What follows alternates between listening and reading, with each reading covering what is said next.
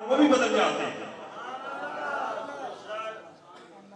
تو اس نے عرض کی کہ میں ایک یہودی کے پاس گیا تھا، تو جب بھی وہ مجھ پر سواری کرنا چاہتا تھا تو میں جان بوجھ کر اس کو گرا دیتا تھا. یعنی میں یہ نہیں چاہتا تھا کہ آپ کے علاوہ مجھ پر کوئی سوار ہو، تو آپ مجھے اپنی سواری کے لیے قبول کر لیں. تو آقا علیہ الصلوۃ والسلام نے اس کو اپنی سواری کے لیے قبول کر لیا. اور صحابہ لکھتے ہیں کہ جس وقت وہ آقا علیہ الصلوۃ والسلام کی بارگاہ میں آیا، آقا علیہ الصلوۃ والسلام کی سواری بنی،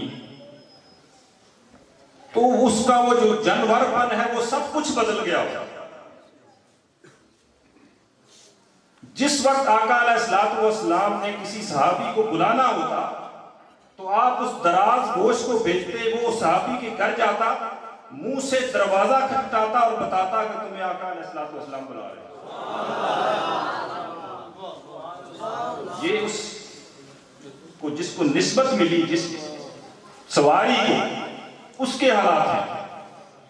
وہ کہتے ہیں نا کہ العشق نار ما یحرک کل شیء سوی الماء. عشق وہ آگ ہے جو اپنے محبوب کے سوا سب کو جلا دیتی ہے.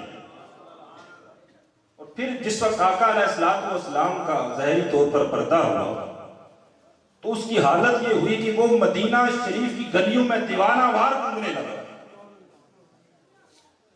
اس کی اتنی طلب تھی آقا علیہ الصلوۃ والسلام کی بارگاہ میں رہنے کی کہ جب آپ کا ظاہری وصال ہوا تو وہ دیوانہ وار گلیوں میں پھرتا، حتیٰ کہ اس سے برداشت نہیں ہوا تو اس نے کنویں میں جا کے چھلانگ لگا.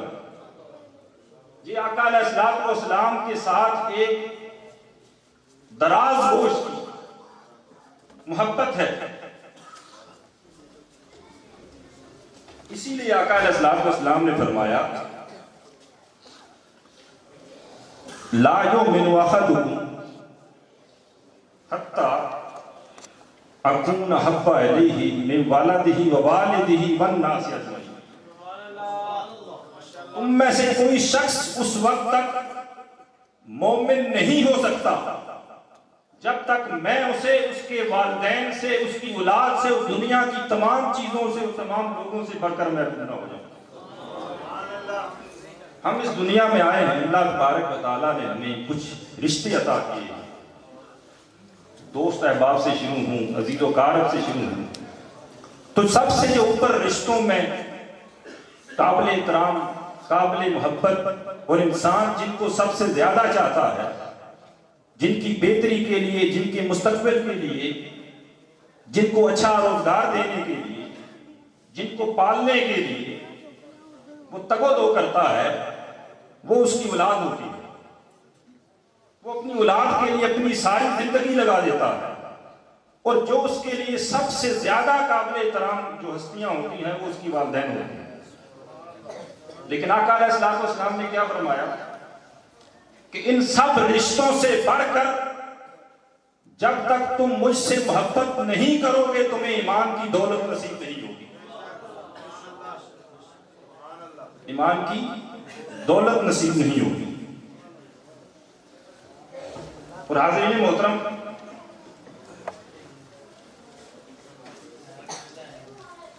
اب جس کو یہ ایمان کی دولت، یہ عشق مصطفیٰ کی دولت جس کو حاصل ہو جاتی ہے، اس کے ساتھ کیا ہوتا ہے؟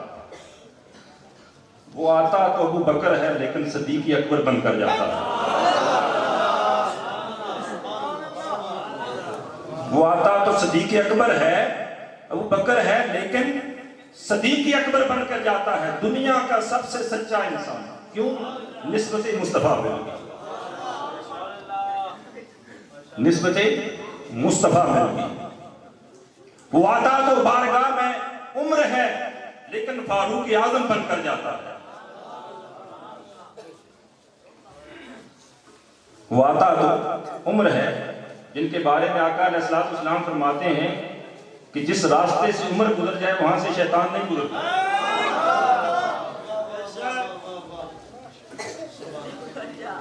وہ آتا تو عثمان ہے لیکن وہ غنی بن کر جاتا ہے، وہ ذوالنورین بن کر جاتا ہے، کیونکہ اس کو نسبت مصطفیٰ مل جاتی ہے۔ وہ آتا تو بارگاہ میں علی المرتضیٰ ہے لیکن مولا کائنات بن کر جاتا ہے۔ من کنت مولا فہذا علی مولا، جس کا میں مولا ہوں اس کا علی مولا ہے۔ کائنات میں ایسی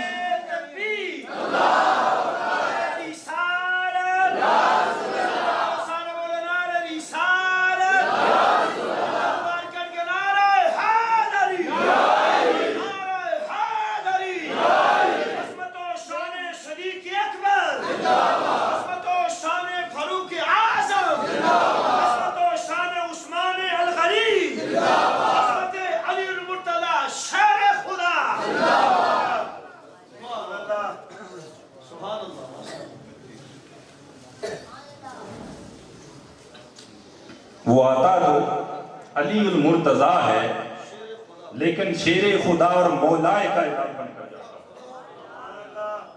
آقا علیہ الصلوۃ والسلام نے فرمایا کہ جس کا میں مولا ہوں اس کا علی مولا ہے۔ اس حدیث مبارکہ کا ترجمہ تو یہی بنتا ہے، علماء بیٹھے ہیں کہ من کنت مولا، جس کا میں مولا ہوں علی اس کا مولا ہے۔ اب مجھے یہ بتائیں کائنات میں ایسی کون سی چیز ہے جو آقا علیہ الصلوۃ والسلام کی مولائیت سے باہر ہے؟ روئے کائنات کی کوئی چیز ایسی نہیں ہے جو آقا علیہ الصلوۃ والسلام کو مولا نہ مانتی۔ اب جس کو جو آقا علیہ الصلوۃ والسلام کو مولا مانتا ہے اس کو علی کو بھی مولا مانتا ہے۔